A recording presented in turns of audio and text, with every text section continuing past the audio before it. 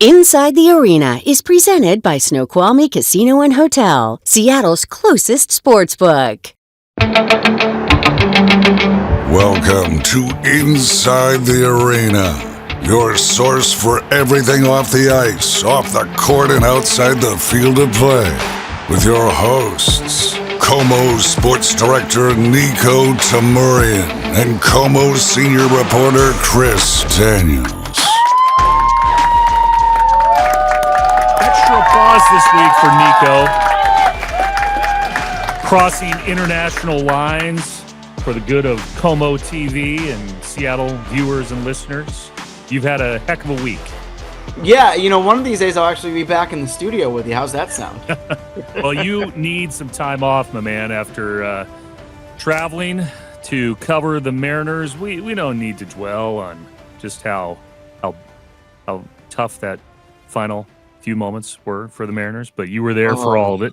Yeah, in very few moments I can think of where I was shocked in the wrong way, whereas, as soon as the ball left George Springer's bat, I just looked down the line and there was a couple other Seattle reporters and didn't have to say anything. Like, you just knew. And I was like, oh my gosh, is this really happening? It was disbelief, but disbelief and grief, as we'll talk about in a minute, can turn to, I think, some positive things moving forward.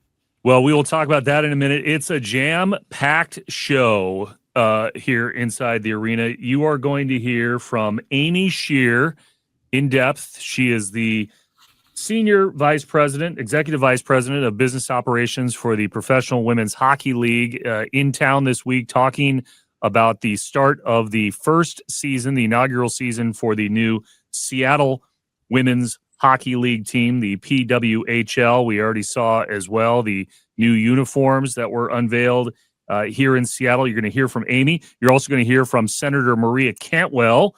She's introduced a new act, the SAFE Act, calling for reforms in college football and college athletics. And Spencer Haywood actually testified in front of a town hall that she had. So you're going to hear from all of them here in just a few minutes, and we're going to touch on the big news with the NBA this week as well. But what we always like to do, we always like to start with the good and the bad.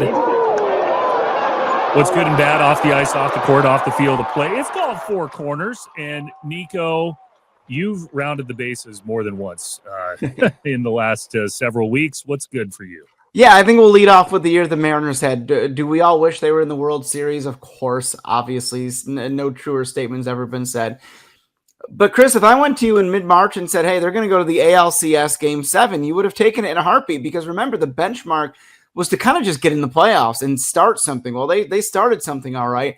And so I think you can't, even in the midst of grief, heartbreak, grief's a strong word, but you know what I'm saying, can't lose sight of what this team did achieve this year and think about all the moments, all the records that Cal Raleigh set. You look at just how this team was able to achieve stuff that we hadn't seen in nearly a quarter century. It's really special. I'll add to this by saying, Jerry Dipoto and the season-ending media availability they did said, signing Josh Naylor, because obviously he's a free agent as soon as the World Series ends, is a priority. So that's good news. I'll also add that he said he expects the payroll to start this offseason where it is at the end of 25, which would be an increase where it's been in years past, because you're talking about the end of 25. That's after adding Naylor and Suarez and the salary of some other guys. So these are all good things. I think the franchise is set up for success for many years to come. I think that even started a couple of years ago. They missed the playoffs by one game, and it wasn't ideal, and maybe you would have liked to have seen more guys brought in those years, but I think this was kind of the coming out celebration as far as getting to this point in the playoffs, being 8 outs from a World Series, and I think the commitment will be there to make sure they stay there. So I think even in the midst of this heartbreak, you can look at all that and say, yeah, there are some good things to come when it comes to Mariners baseball. And I will just piggyback on that, Niko. You know this, that it certainly was fun to watch this city come alive, this region come alive, in the interest of the Mariners moving forward in the playoffs. The people dancing in the street outside T-Mobile Park after Game 5, the live music, the amount of people that just wanted to come down to Soto to be a part of it, to feel the energy.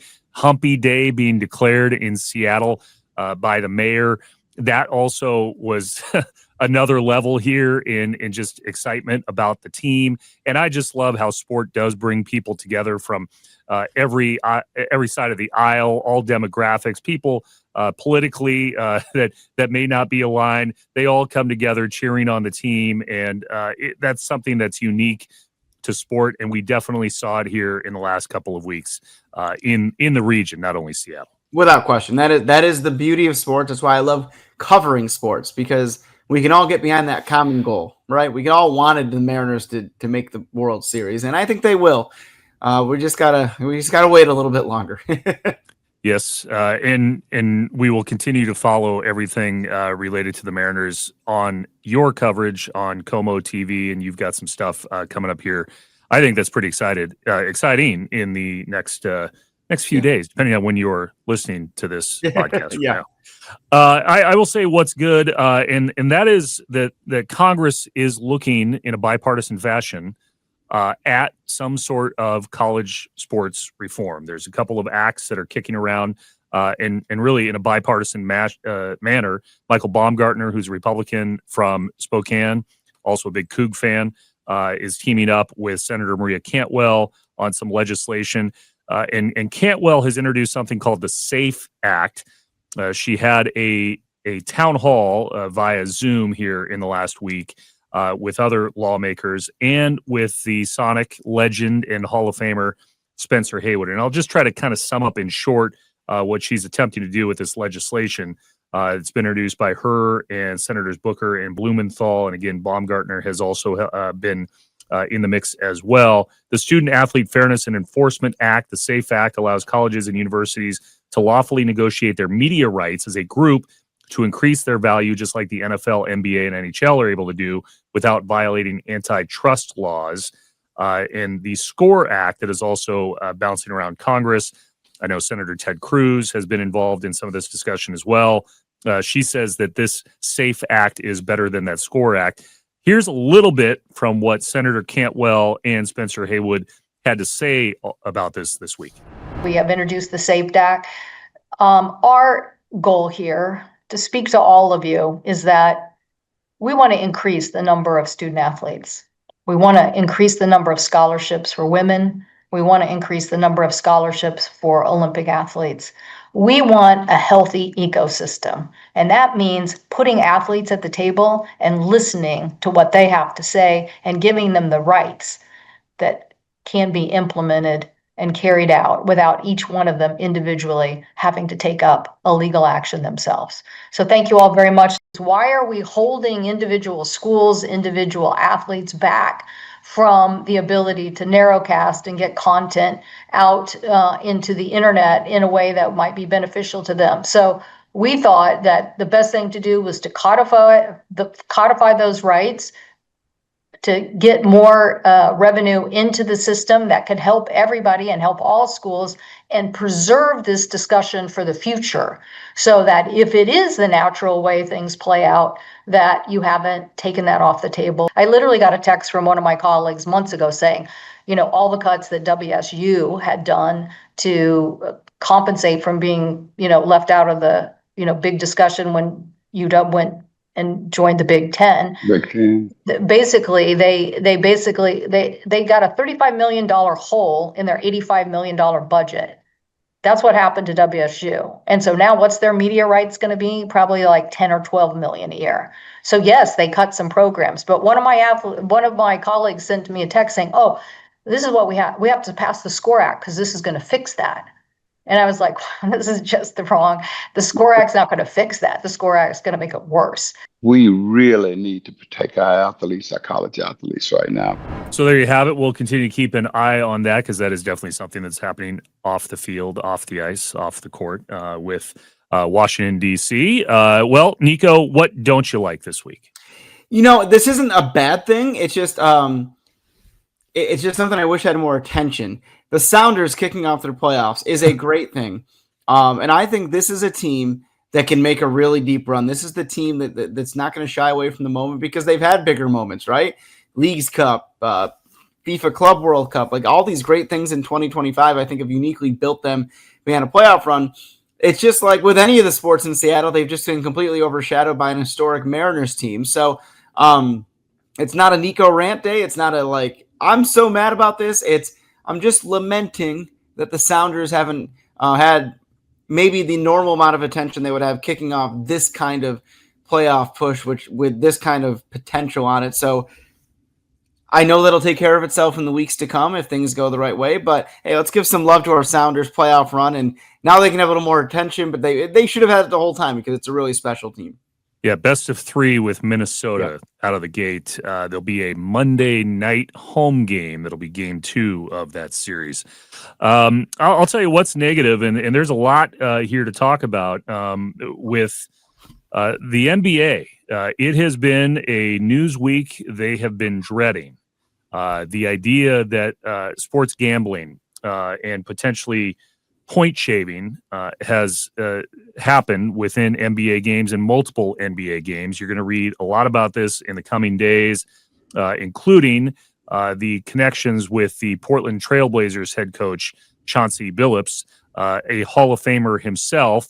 He has been indicted in a scheme that involves illegal betting, poker games, and potentially being involved with the mafia. There's also a separate indictment involving gambling on NBA games. Terry Rozier is a player that has been named there. They've both been suspended by the NBA. There's other coaches potentially that are involved here. But this is with the legalization of sports betting across the country and not just in Las Vegas.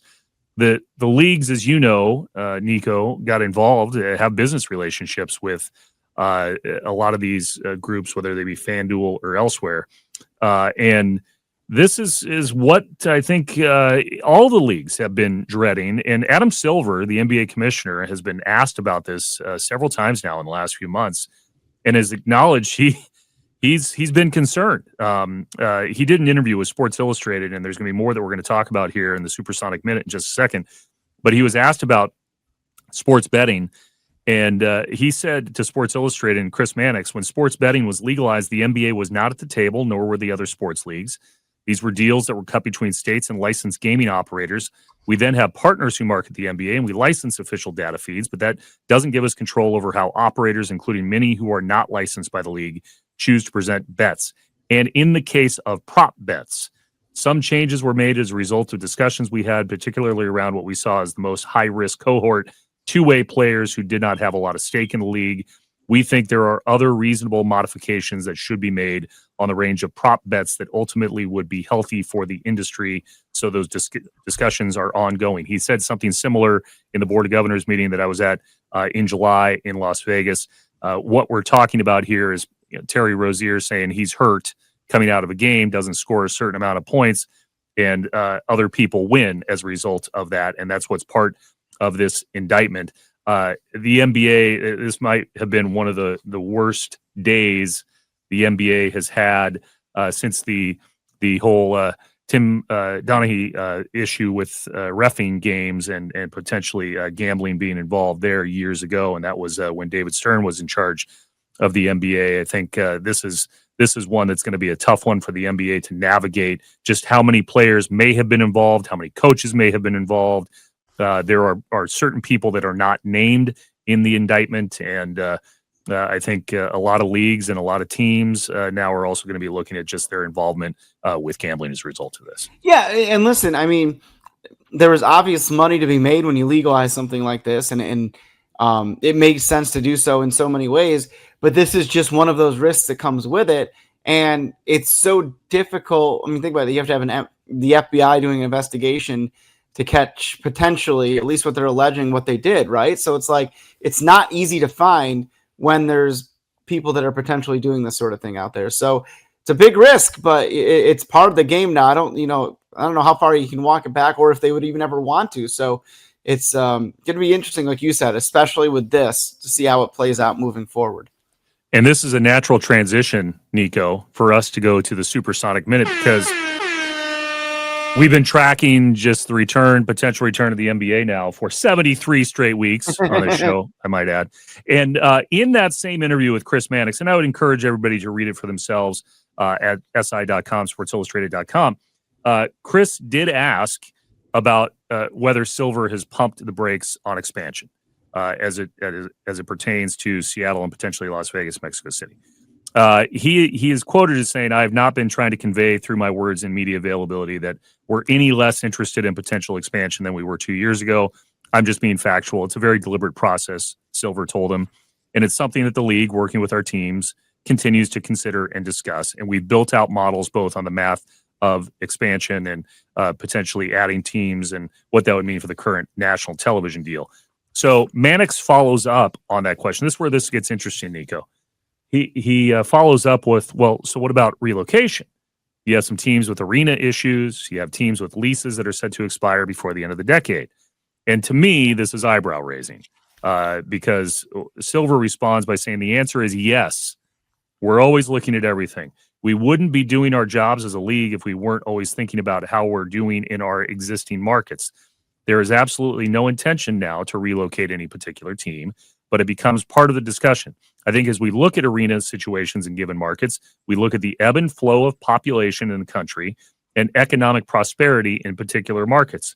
We always want to make sure that we're in markets that can sustain a competitive team. So yes, all those factors are in the mix. Immediately, people jump to a conclusion there that he's referencing New Orleans and Memphis, two cities that have had issues with population and with the economy. New Orleans has seen a drop in population. Memphis has one Fortune 500 company, and both those teams. He didn't say New Orleans and Memphis, but it is interesting that Mannix pressed him on that question of whether relocation potentially could be tied to expansion. Yeah, it is eyebrow raising because the last few months, folks have kind of. Even though, as Silver said, he didn't mean to downplay it, folks have kind of been like, oh, gosh, this process is just starting. Okay. And then so immediately people start looking elsewhere, like, okay, what could be the next best thing? And this kind of immediately came up from a standpoint that, well, first of all, that's how we lost our team, right? But at the same time, this is not to take away from those cities, which are wonderful places. But Seattle probably is a better fit in the 2025 NBA with Climate Pledge Arena and so many other things going on here than maybe some of those cities are. So to reiterate, it takes a really long list of things for a team to relocate, and it can take years. But I would imagine as the NBA owners start to balk a little bit, at least a couple of them, on the idea of expansion, at least at this current point in the media rights deal, they say, well, wait a minute, Seattle would be a perfect market. It is the largest city in the U.S. without a team. You start looking at it in that perspective, and maybe there's some wheels turning there. And as you know better than anybody, Chris, Adam Silver is one of the most cerebral men, not just in sports, but in the world out there. And so anything he says with a deliberate nature, a truthful nature, and with the calculated knowledge of what's the reaction going to be to what he said. So it is eyebrow for everything I just said there. It's absolutely eyebrow raising and something we got to keep a close eye on. He's very careful with his verbiage, no doubt. Well, let's talk about expansion in the Professional Women's Hockey League. We've got a new team in Seattle, and there's a lot to talk about with how that team is getting on the ice, how it's been put together, what to expect here in the next month or so. We just saw a big announcement, a reveal about the jerseys. I think they just popped. They're great. They're great. And you'll hear more about it from Amy Scheer. She is the Executive Vice President of Business Operations for the PWHL. She stopped inside the arena to talk about what is to come here in the next few weeks. You'll hear it right after the break. Luxury has arrived at Snoqualmie Casino and Hotel. The hotel is officially open. Book now for an unforgettable experience. Enjoy sweeping cascade views, a new sports bar, and play your favorite games. Visit snowcasino.com for details. Seattle's closest is now Snoqualmie Casino and Hotel.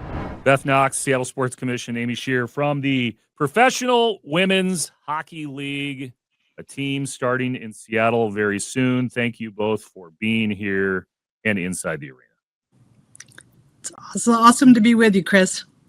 Yeah, Well, thanks for let's having talk. us. Yeah, let's talk first about the big event, Beth, that's coming up here in just a few days. The Women in Leadership Breakfast. What is this all about? Amy's going to be there along with some other special guests. This is one of the Sports Commission's annual signature events.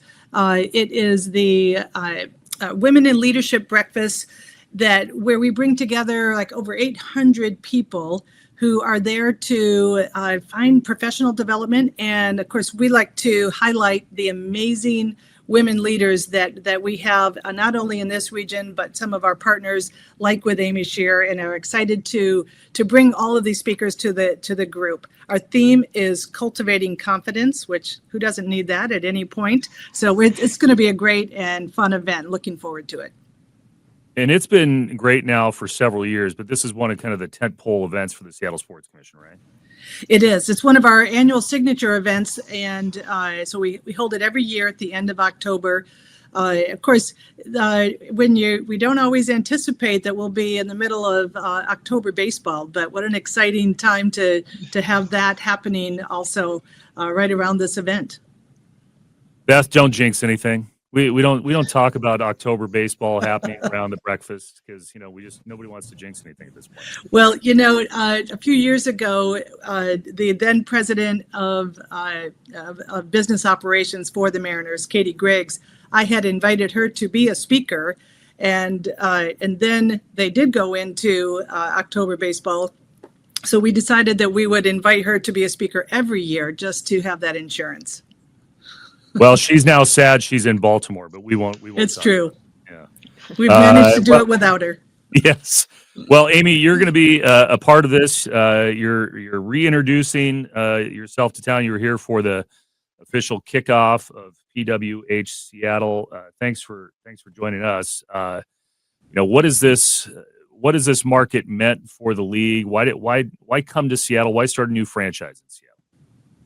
Well, I'll say to I guess maybe reel it back a little bit is having spent a good chunk of time in women's sports with the WNBA, you look at Seattle as a beacon, and it's a market that has done so well in women's sports, and the teams are so well supported and loved and valued in Seattle. And as someone who has not run a team there or has not been privy to running a team there, you just want to figure out, how do you get like Seattle? How do you be Seattle? And so when the opportunity came to us to play a takeover tour game at Climate Pledge Arena, we jumped on the opportunity. And of course, Seattle, as Seattle does, Seattle delivered. And it was a wonderful way to really kick off our first takeover tour series of games last year. And it set the tone for a wonderful year of games. But the Seattle fans are truly amazing. They're supportive, they're vocal, they're fun, they're loud. And the game got such a great response, not just in arena, but of all of our games. It had the #2 social engagement as well. The folks at Climate Pledge, the Kraken, were all so involved, invested in what we were doing. For us, it seemed like a no-brainer to go to Seattle and bring an expansion team there based on all the success and the wonderful city that Seattle is. Yeah, what goes into building up the franchise, right? There's the announcement and then building out the staff, the front office, hiring a general manager. We have seen those steps happen, but there's a lot that goes into it because you are building out a front office as well. Yeah, I mean, it really starts with the people, right? Obviously, from a venue perspective, we knew we were coming to Climate Pledge, and so it's just a question of working that agreement out. And again, wonderful partners. But yeah, building a front office. And so Maddie McNamara, who's our team director on the business side, and Meg Turner, who's the GM on the hockey side, will work side by side to build out their teams, one on the ice, one off the ice, and really propel the franchise forward. So of course, people first. We're going to build out some office space. We're going to practice at the Kraken Community Iceplex. But the important things matter, not just people, but also how are we going to show up in the community? How are we going to show up in the corporate community? Who wants to come in and support and partner with us? How do we get little girls on the ice? So while you're building the people, you're also building your business plan, and also while Megan's building her ice hockey player plan. But a lot of moving parts. But most importantly, want to show up and join, a sports landscape there that is wildly popular and successful. It could be worse than having Captain America, Hillary Knight, leading the franchise. I think I had said on this show before the draft, if there was one player in particular to start a franchise with in Seattle, it would be Hillary Knight. Somewhere somebody was listening. I'm just going to try and take credit for that because it's. Thanks for putting that out in the universe, Chris. Yeah, and I will tell you, having spent some time with her a couple of weeks ago in Toronto doing our brand shoot for the year, she is so excited to be going to Seattle. Cannot wait to get there. Cannot wait to settle in. And cannot wait to lead the team. So she's over the moon, happy to be in Seattle. Yeah, what is the build up like? I mean, I think this market knows from 5, 6, 7 years ago, watching the Kraken announcement and building that out and building out the practice facility. There are some connections with the Kraken here in terms of the startup. You just mentioned it with the KCI. But what is the difference here in building out this franchise versus maybe what we saw 7, 8 years ago with the Kraken? Well, number one, the Kraken are a single team with a singular focus, and we are 8 teams. Because we're a single entity with a focus across the league in 8 teams. And so I don't think we do things quite as big as the NHL yet, and especially not the Kraken, with Jerry Bruckheimer providing like film quality videos and stuff like that. But we have a lot of great announcements coming up in the next couple of weeks. We'll introduce the team jersey for the year. A couple weeks after that, we'll introduce the team name and logo. So a lot of big announcements coming your way. And I think that when the fans see the team name, the logo, and the jerseys, I think they'll be really proud of what we're putting together in Seattle. Listen, we're in like month 3 of a long-term marriage and relationship here, but I think off to a good start, and a lot of big events ahead. And again, the Kraken Todd Lightwiki, has been so supportive of us, and we're very fortunate to have great partners in getting our team up and going there. And for people who have not watched women's hockey, maybe on a regular basis outside of the Olympics, how will the game be different for fans than what they're used to seeing with the NHL? Well, for starters, these are the best hockey players in the world. We represent 14 different countries. We've got about 58 Olympians on our teams. And so what you'll see every day is the best of the best. Every period, every point, every game matters. The last 2 years, the playoffs were not settled until the final game of the season. And so literally every shift matters and every game is competitive. You will see a fast-paced, high-energy game.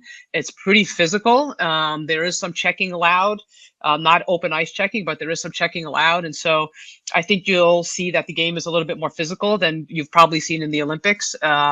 And even in the rivalry series, which I know Climate Pledge Arena hosted, our rules allow for a little bit more physicality. So high energy, up tempo, physical, but pure joy. The players love it and the fans love it. And I've seen, even with the schedule coming out just a short time ago, ticket sales have been good. I've heard rumors best in the league or somewhere up there in terms of season ticket packages. Well, for season tickets, you're not first yet. You're, I believe, at today's stage, number 3 out of 8, which is good for us because the Seattle numbers are very good. Individual tickets are now on sale as well, and along with partial plans. So there's a lot of different ways that you can come in and watch PWHL Seattle play. But listen, we're off to a great start. Again, that support of the community showing up and showing out for their teams is just is evident and was evident from day one. And you've already mentioned it, the takeover tour, and there are a couple of holes in the calendar, and right away people, okay, what does that mean? The takeover tour that you alluded to, I mean, that was almost like a tryout for Seattle, and there's been some discussion about the growth of the league as well beyond the 8 teams now with the 2 expansion franchises in Seattle and Vancouver. Is that part of what the takeover tour is all about? And when do you get around to making the decision on the rest of the schedule? Yeah, the takeover tour has a lot of functions. Is it a test for expansion? Sure. But it really only offers 1 or 2 data points for us. I think the bigger picture for us is audience growth outside of our 8 markets. It's a way to engage fans and create fans in markets that are important. They're hockey markets. There are ways for us to get little girls on the ice. Every time we do a takeover tour game, we also do open practices, we do community events, we do clinics. So we like to go into a city and leave the city better than we found it. And so it's audience growth. It's getting our player profiles and our players out there, and it's getting little girls on ice. And yes, a data point for expansion for sure. And as far as exposure, where does the PWHL stand going into this season with TV and digital rights? I know that we're proud to say here that the PWHL playoff games were on our sister station here in Seattle. And so we had that exposure here in Seattle to kind of loosen everything up for this season. But that is obviously part of the growth strategy is how you market the game and market the game on TV. Where does that stand going into the season? Yeah, we are finalizing all of our agreements right now. So I think what'll be a little bit different for us this year for TV we'll be on in our 8 markets, 4 in Canada, 4 in the US. But in the US, we will also be on a lot of stations and RSNs around the country. So for the first time, we will be on over the air and RSNs throughout the country, not just our 4 markets in the US. And our games will also, as we do, will air for free on YouTube. And I think that was the one thing that we've done differently our first 2 years is that our games have been available for free on YouTube. We've got a really fun chat session. We've got someone who moderates our chat session on the YouTube channel. 108 different countries viewing our games and having a great discussion on women's hockey in the PWHL. So we'll announce our schedule probably sometime in the next 3 weeks, but coming close. You'll be able to see our games in Seattle, I promise. Interactive TV, I think that's also exciting for any league that's growing. The last thing I can think to ask you is, there was talk when people were discussing expansion in the PWHL about Vancouver and Seattle being together, and this was a place that players wanted to play. How much of a say did the players have in hey, I want to go to Seattle? I've seen the strength of that market. I've seen the support of the Seattle Storm and the Seattle Reign and the UW women's teams. How much did that come into play? Well, listen, we chose Vancouver and Seattle for business reasons. Right, on where we think we can continue to grow the sport. And then I think once those cities were announced, right, we had the expansion draft and players were chosen to go to those cities. And then after that, there were players that were not under contract that were able to sign where they wanted. And then there were players that left unprotected. And every team was able to protect a certain amount of players, but only also able to lose a certain amount of players, which I believe was 4. And then if you were not protected, you had the choice, and if the team was interested in, you had the choice of moving to Vancouver and Seattle. And I think if you look at the depth and talent on those rosters, you will see that both were a desirable location for players. Well, I know that Beth would strongly support any new team in Seattle, and I think this is exciting for a lot of people, a lot of fans. At the Rough and Tumble, I'm sure, Amy, you've heard all about now that's expanding. It's been a great growth market for women's sports and the support from the fan base, and I think a lot of people are excited. And I think you've given us some cookie crumbles to chew on there with the team name and the colors and all of that as well.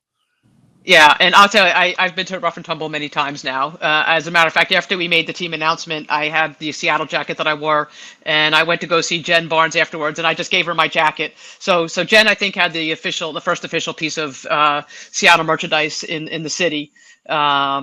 But we're looking forward to doing a lot of fun events with her and engaging the community, along with the professional women's hockey group as well. And of course, Beth and her team have been wonderfully supportive of us. And so we feel really loved and welcomed in Seattle, and look forward to building big things there for sure. Beth, are you excited? You know, there is so much anticipation around this team coming here. The buildup is exciting, and I love that we get to really hype it and ramp it up even more at our Women in Leadership Breakfast, not only just by having Amy there, but talking about it and having presence by the PWHL team and staff at that event. So there's a lot of momentum around women's sports, and I'm so excited that we get to kick it off here with the PWHL in Seattle. Beth and Amy, thanks for joining us here inside the arena. Thanks for having us, Chris. My pleasure. So there you have it, Amy Scheer. A couple of postscript notes on that. We recorded that before the jersey was revealed, so you heard her hinting at that. And you also heard there from Beth Knox with the Seattle Sports Commission, friend of the show, Beth Knox. And Scheer is appearing, depending on when you're hearing this, appearing at the big breakfast that we've talked about on this show, sponsored by the Seattle Sports Commission. And so that's why she's in town as well. So thanks to Amy and Beth for stepping once again, Beth, inside the arena. Yeah, I think Beth has got to have the record amount of appearances, right? She is. She's definitely got the record. I think at some point we have to give her a jacket or something that says inside the arena because she's been on the show so many times. Yes, something like that. Maybe have like a Beth like plaque in the studio, like the Beth Knox podcast studio, something like that. Yeah. Oh, well, we've had a jam-packed show. How do we end these things normally, Niko? Well, it's been a while, but I think David Lee takes us out. You've been listening to Inside the Arena with Niko and Chris. Please subscribe on your favorite platform. Until next time. Inside the Arena was presented by Snoqualmie Casino and Hotel, Seattle's closest sports book.